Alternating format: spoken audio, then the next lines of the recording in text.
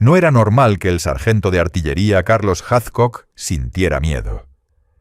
En el verano de 1967 era el francotirador más letal de Estados Unidos, tal vez del mundo. Los Viet Cong lo llamaban pluma blanca. Ahora estaba paralizado ante el cuerpo de un marine junto a una vaina de calibre .30. Alguien le estaba enviando un mensaje.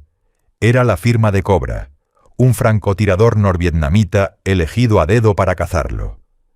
Cobra era un fantasma, un depredador salvaje que sobrevivía comiendo serpientes e insectos y desaparecía durante meses en la jungla. Era obsesivo. Dejó un rastro atrayendo a Hathcock al corazón de la selva. Con sed de venganza, Hathcock y su observador, John Burke, tomaron la carnada. Mientras se arrastraban sobre el suelo húmedo, un disparo tronó. Burke cayó al instante. El mejor francotirador americano había caído directo en la trampa. Ninguno de los dos iba a fallar el siguiente disparo. Pero solo uno apretaría el gatillo primero. Desde que tenía memoria, Carlos Hathcock sintió que había nacido para la guerra. Lo llevaba en la sangre. Su padre fue un condecorado combatiente en la Segunda Guerra Mundial. Cuando regresó del conflicto, le regaló a su hijo de 3 años un fusil alemán Mauser como recuerdo. La pobreza marcó su infancia. Cazaba conejos, tortugas y aves pequeñas para alimentar a su familia. A los 8 años ya era un tirador excepcional. Obsesionado con los Marines, cuando le preguntaban qué quería ser, respondía sin dudar: un marine.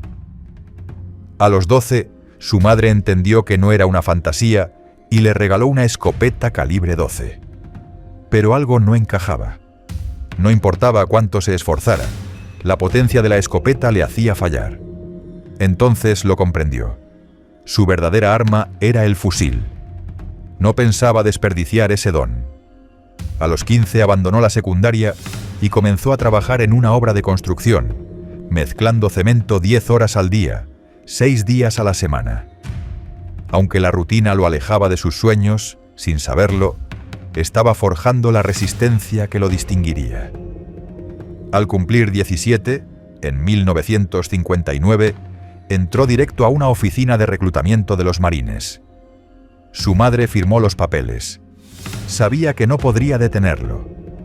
Medía 1,78 y pesaba 63 kilos, delgado pero resistente. Corría durante horas, cargaba más de lo que pesaba y soportaba el agotamiento que vencía a otros reclutas. Mientras muchos se quebraban en el campo de entrenamiento, Carlos prosperaba. No destacaba aún, pero soportaba el castigo en silencio. Lo asignaron al 2º Batallón de los Marines, conocidos como los Magníficos Bastardos, y lo enviaron a Hawái.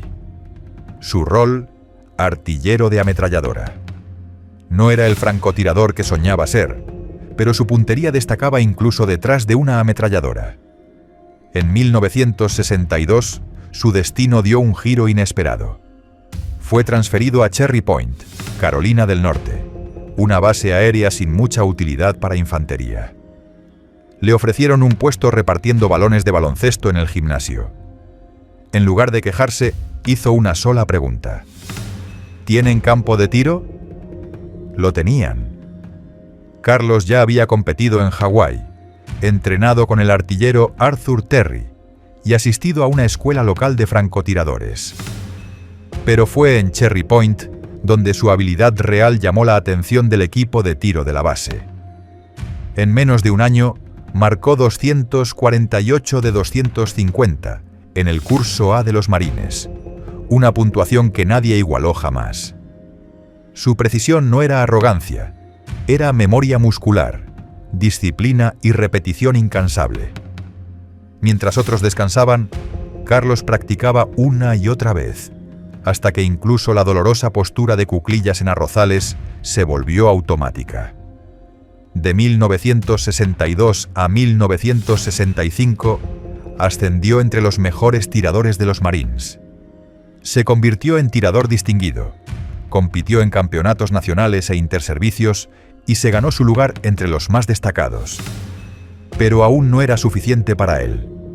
En Camp Perry, Ohio, donde se concentra la élite del tiro competitivo estadounidense, se celebraba el torneo más prestigioso, la Copa Wimbledon. Un evento de 1000 yardas que exigía perfección técnica, disciplina brutal y sangre fría bajo presión. Carlos estaba listo. El 25 de agosto de 1965, Hathcock se tendió junto a otros 130 tiradores, todos apuntando a un blanco que, a esa distancia, parecía una cabeza de alfiler. Dentro del objetivo de 36 pulgadas, había un círculo blanco de 20, el anillo V. Las puntuaciones no bastaban. Los disparos dentro del anillo eran los que separaban a los grandes de los mejores. 10 balas, 10 minutos. Muchos anotaban 50 puntos, pero un solo tiro fuera del centro y todo el año se perdía. El capitán Jim Land, compañero de equipo de Hathcock, observaba mientras el joven cabo ascendía posiciones. Casi 3000 tiradores competían por solo 20 lugares. Al final del día, solo quedaban Hathcock y el sargento Danny Sánchez. El 26 de agosto trajo vientos feroces. A 1000 yardas, una bala podía desviarse más de 5 metros. 20 finalistas se tendieron al sol para la ronda decisiva. 10 con rifles de cerrojo, 10 con semiautomáticos compitiendo por el trofeo FAR. El comandante del cuerpo de marines, Wallace M. Green Jr., observaba en silencio. Antes del evento, les había dicho a Hathcock y Sánchez: «Tienen a 196.000 marines contando con ustedes». Carlos entró en lo que él llamaba su burbuja, aislándose del mundo. Un instructor que conocía su estilo dijo una vez: «Podría caerle encima un elefante, y si no bloqueaba la mira, ni lo notaría». Su mirada seguía las ondas de calor, interpretando los cambios de viento. Las banderas rojas ondeaban a cada 100 yardas. Carlos murmuró: «Si la bandera baja, disparo. Si no, apunto a la izquierda, apenas un pelo». El altavoz ordenó: «Caballeros, carguen una bala». Levantó un cartucho .300 Winchester Magnum, lo insertó en la recámara y lo ajustó al culatín. Esperó casi 2 minutos. El viento cesó. Disparó. Silencio absoluto. Los blancos fueron retirados. Luego la voz anunció: «Ahora se mostrarán los fallos. No hay fallos». Aplausos estallaron en las gradas. Luego llegaron los 5, después los V. El blanco de Hathcock se alzó con un disco blanco en el centro. Impacto en el anillo V. Seguía en la competencia. Cargó otra vez. El siguiente disparo fue perfecto. Presión exacta. Sincronización impecable. En su libreta de datos, 14L indicaba la corrección de viento. El nerviosismo desaparecía. El público se desvanecía. «Alto el fuego», ordenó el altavoz. Los blancos bajaron. Se anunciaron los puntajes: 2 treses, 4 cuatros, el de Hathcock, otro V. 7 tiradores quedaban. En la tercera ronda, el viento se estabilizó, pero los nervios afloraban. Uno disparó antes de tiempo. Luego Sánchez. Hathcock esperó. Con solo 15 segundos restantes, la bandera descendió levemente. Ajustó y disparó. Alto el fuego. No hubo fallos, ni treses ni cuatros. 4 no lograron impactar en el anillo B. Solo quedaban 3, Hathcock, Sánchez y otro más. La ronda final. Sánchez disparó. Luego el tercer hombre. Hathcock aguardó, siguiendo el movimiento de las banderas. Menos de 20 segundos. Una vibración. Disparó. Silencio. 2 blancos emergieron levemente fuera del centro, a menos de 3 pulgadas del blanco. Hubo una pausa. La voz del locutor retumbó con electricidad. El campeón nacional de 1965, cabo de los marines Carlos N. Hathcock II, de New Bern, Carolina del Norte. Era oficialmente el mejor tirador de Estados Unidos. Apenas se habían disipado los aplausos de Camp Perry, cuando Hathcock volvió al cuerpo de Marines y fue enviado al otro lado del mundo. Vietnam se desmoronaba día a día y el ejército necesitaba hombres como él. A comienzos de 1967 ya estaba desplegado en el primer cuerpo, al norte de Vietnam del Sur. Su reputación lo precedía, pero algunos dudaban de que sus habilidades de competencia funcionaran en combate real. Llegó con su Winchester modelo 71 pluma blanca en el sombrero. Su primera prueba no tardó. En un camino abrasador cerca de Duc Pho, vio a un niño empujando una bicicleta. Tendría unos 12 años, delgado, la camisa pegada al cuerpo por el sudor. Pero lo que captó su atención no fue el niño, sino su carga. 4 fusiles colgaban del manubrio, 3 más estaban sujetos bajo el asiento y una mochila cargada de munición se balanceaba en el cuadro. Los cargadores curvos sobresalían. El niño era una mula de reabastecimiento del Viet Cong. Su expresión se endureció. Los VC usaban niños con frecuencia. Llevaban armas, colocaban minas y si morían, la culpa recaía sobre los americanos. No quería disparar. Ese niño podría tener la edad de su propio hijo. Pero esas armas estarían en manos enemigas antes del anochecer. Marines podrían morir. Sus marines. No apuntó al niño, apuntó a la bicicleta. A 2000 yardas, disparo lateral. Apretó el gatillo. La bala de 2,5 pulgadas atravesó la horquilla delantera y la bicicleta colapsó. El niño voló hacia adelante, estrellándose contra el polvo. La carga se dispersó. Fusiles, cargadores y bandoleras volaron por los aires. Por un segundo hubo esperanza. Tal vez el chico huiría. Tal vez soltaría la misión y correría como un ciervo asustado. Pero en cambio se giró, se arrastró hasta un AK, insertó un cargador como si lo hubiera hecho 100 veces y alzó el arma al hombro. Hathcock disparó una segunda vez. Más tarde, una patrulla recuperó la carga. La bicicleta ya no estaba al amanecer. Hathcock anotó en su libro: hora, ubicación, munición usada, enemigo abatido. Un ritual estándar. Pero eso no lo fue. Recordaría ese rostro por el resto de su vida. Pronto quedó claro que Hathcock era más que un tirador de campo. Superaba a cualquier otro francotirador en Vietnam, eliminando en promedio 5 o 6 enemigos por semana. Pero eso era solo la superficie. Solo una fracción de sus disparos fueron reconocidos oficialmente. El ejército estadounidense imponía requisitos estrictos para confirmar una baja. Un oficial debía presenciar el disparo con binoculares o visor o estar lo suficientemente cerca para verificarlo en tiempo real. Para un francotirador operando tras líneas enemigas, eso casi nunca era posible. A veces había que recuperar el cuerpo. Aún peor. Incluso si se cumplía todo eso, debía estar claro quién disparó. Si había dudas, nadie reclamaba el tiro. Y luego estaba el papeleo. El informe debía presentarse formalmente y ascender por la cadena de mando. Muchos registros se perdían o nunca se archivaban. A pesar de esos obstáculos y de operar casi siempre en solitario, la cantidad confirmada de Hathcock fue suficiente para coronarlo como el máximo francotirador de todo Vietnam. Pero su leyenda no se construyó sobre cifras. Fue por los disparos imposibles, por actos de paciencia, distancia y precisión que bordeaban la leyenda. En 1967, poco después del episodio con el niño del Viet Cong, estableció un récord que perduraría décadas.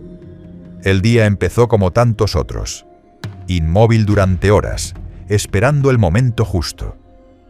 El sudor caía de su frente mientras ajustaba el visor un Ertel 8x1 montado sobre una M2 calibre .50 modificada. Tras años como artillero, Hathcock tenía un respeto especial por la Browning. Su alcance era descomunal, si uno podía dominarla.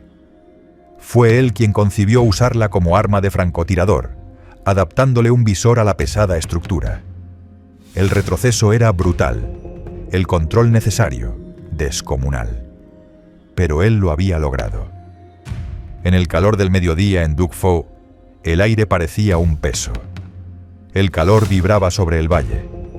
Estaba tendido en una posición elevada con sacos de arena, la pluma blanca en su bunny hat. Abajo se extendían kilómetros de arrozales y selva fragmentada, atravesados por senderos que el Viet Cong usaba. Era su territorio. Conocía cada cresta y cada patrón de movimiento. Ese día, su observador era un joven teniente que se sentaba a su lado con binoculares, escaneando el horizonte.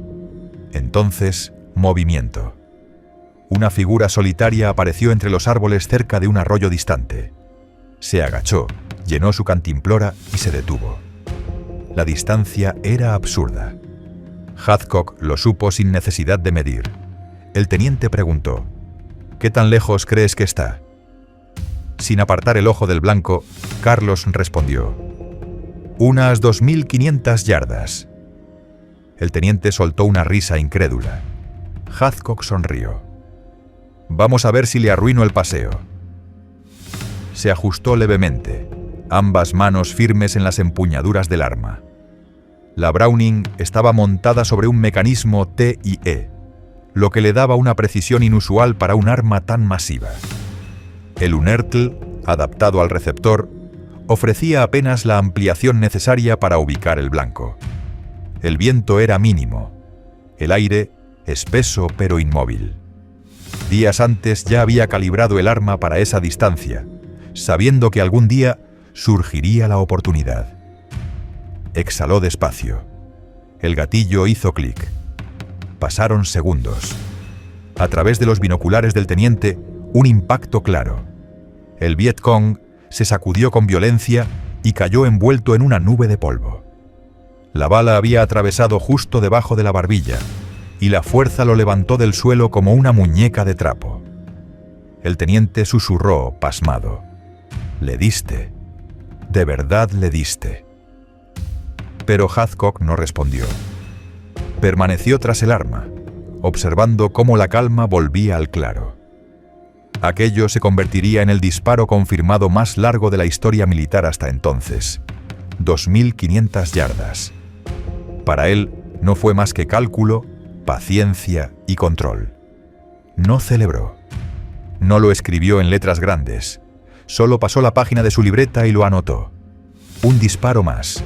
Un arma enemiga menos. Cuando Hathcock llegó a Hill 55, su nombre ya se murmuraba entre las filas norvietnamitas. Era una amenaza. Lo apodaban Long Trang, pluma blanca, por el adorno que llevaba en su sombrero. Tenía un precio sobre su cabeza: $30.000, una cifra que demostraba cuánto lo temían. La mayoría de los francotiradores americanos tenían recompensas entre 2.000 y 8.000.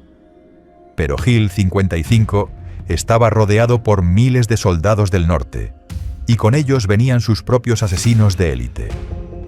La primera que enfrentaría era una leyenda. La llamaban Apache. Un oficial le informó al llegar: «Le gusta atrapar a chicos jóvenes y hacerlos cantar bien fuerte desde la colina». Cuando preguntó cuántos habían pasado por eso, el teniente frunció el ceño. «Más de una docena en los últimos 3 meses». Hathcock pronto comprendió el horror. Una noche, Apache capturó a un joven marine cerca de la colina. Carlos escuchó sus alaridos desgarradores hasta el amanecer. Cuando la soltó, su cuerpo cayó sin vida justo al borde del campamento. La rastreó durante días, hasta encontrarla expuesta. Entonces disparó. Una bala atravesó su cuello. Más tarde lo diría con frialdad: «Fue el mejor disparo que hice en mi vida». Con Apache eliminada, los norvietnamitas comprendieron que Pluma Blanca debía ser detenido cuanto antes. Reclutaron a su mejor francotirador, un cazador solitario con paciencia infinita y una obsesión: matar a Hathcock. Lo llamaban Cobra. Su reputación era silenciosa pero mortal. Vivía de lo que encontraba en la selva: serpientes, insectos, raíces. Podía desaparecer durante semanas sin dejar rastro. Cobra había estado acechando a Hathcock en Hill 55, estudiando sus movimientos, pero no encontraba el ángulo perfecto. Entonces cambió de táctica. Una mañana, un disparo retumbó. Un joven marine colapsó frente a Hathcock. Cobra lo había hecho a propósito. Era un desafío, una invitación. Quería la pluma blanca como trofeo. Dejó un rastro deliberado. Trampas, vainas vacías, senderos extrañamente despejados. Hathcock entendía el juego. Sabía que lo estaban guiando directo a una emboscada. Aún así, aceptó. Se arrastró hacia la selva ardiente. No fue solo. Su observador, el cabo Burke, iba con él, ambos cubiertos de sudor y camuflaje. Avanzaron durante horas, escaneando cada metro, buscando cables trampa, ramas partidas o el reflejo del cristal de una mira. Entonces el disparo. Un chasquido seco entre los árboles. Burke gritó: «¡Sargento Hathcock! ¡Me dio!». Carlos se abalanzó para asistirlo. Burke gimió: «Me disparó en la nalga izquierda. Quema como fuego. Siento la sangre corriéndome por la pierna». Pero tuvo suerte. La bala había golpeado su cantimplora. El impacto lo derribó, pero no lo alcanzó. Lo que creyó sangre era agua escurriéndose. Cobra había tenido a Hathcock en la mira y disparó demasiado pronto. Había perdido su única oportunidad. Pero el juego no había terminado. Más adelante, encontraron lo que parecía ser la guarida del francotirador. Una trinchera superficial en lo alto de una cresta, sospechosamente limpia, demasiado visible. Hathcock se detuvo en seco. Algo no cuadraba. Estudió su mapa cubierto de plástico y trazó con el dedo los contornos de la colina. Había una depresión natural a la derecha, una posición perfecta para disparar. Si él fuera Cobra, ahí se escondería. La supuesta guarida era un señuelo, una trampa para atraerlo justo donde Cobra lo quería. Pero Hathcock no cayó. En lugar de acercarse por el frente, rodeó por la maleza y se arrastró por una cresta paralela, enfrentada a la zona sospechosa. Y esperó. Minutos. Horas. El sudor se convertía en costras de sal sobre su piel. Entonces lo vio. Un destello. Un leve parpadeo en la vegetación, como si algo reflejara el sol. Hathcock susurró: «Algo brilla ahí abajo. Refleja la luz. Es algo metálico. Quédate quieto, Burke. Me la voy a jugar con un tiro». Hathcock centró su mira sobre el resplandor. Exhaló lentamente, dejó que la cruz se estabilizara y apretó el gatillo. Su rifle .30-06 retumbó por la ladera. Burke, observando con sus binoculares, gritó: «¡Le diste!». El brillo desapareció. El cuerpo se sacudió al otro lado del barranco. Hathcock giró hacia él y sonrió. Un disparo, una muerte. No apareció ningún otro enemigo. Avanzaron por un camino cubierto hasta llegar al cuerpo. Burke fue el primero en acercarse. «Nadie va a creer esto si no lo ve. Mira eso. Le disparaste directo a través de la mira». Hathcock examinó el fusil ruso. Murmuró: «Piensa en esto. Para que mi bala atravesara su mira y le diera en el ojo, él tenía que estar apuntándome directamente». Luego añadió con una frialdad estoica: «Sí, Burke. Al final, la única diferencia entre él y yo es que yo disparé primero». Con la muerte de Cobra, la leyenda de Pluma Blanca se volvió imparable. No solo por sus habilidades, sino por lo que representaba. Dominio absoluto del terreno, mente calculadora, nervios de acero. Era el cazador definitivo, no porque lo persiguiera la gloria, sino porque comprendía que cada disparo significaba una vida menos en riesgo para sus compañeros. Nunca disparaba por deporte, ni por orgullo. Siempre fue por proteger a los suyos, incluso si eso significaba cargar con fantasmas que no desaparecerían nunca. Porque detrás de cada blanco había una historia, un rostro y a veces un niño. Hathcock no fue un asesino. Fue un soldado obligado a caminar la línea invisible entre lo necesario y lo insoportable, entre la justicia y el trauma. A lo largo de la guerra, Carlos Hathcock realizaría hazañas que rozaban lo imposible. Se infiltró durante días en territorio enemigo para eliminar a oficiales de alto rango. En una ocasión, se arrastró durante más de 2000 yardas, sin levantar un solo gramo de polvo, hasta quedar a 700 metros de su blanco.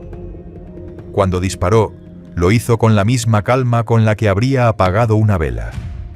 Luego, retrocedió exactamente por el mismo camino, sin que nadie lo viera. Pero con cada misión, su cuerpo pagaba el precio. El calor, la humedad, las enfermedades y las lesiones fueron acumulándose. Hasta que un día, una explosión lo sacó del campo de batalla para siempre. Había cumplido su deber muchas veces, más de lo que se le podía exigir a un solo hombre.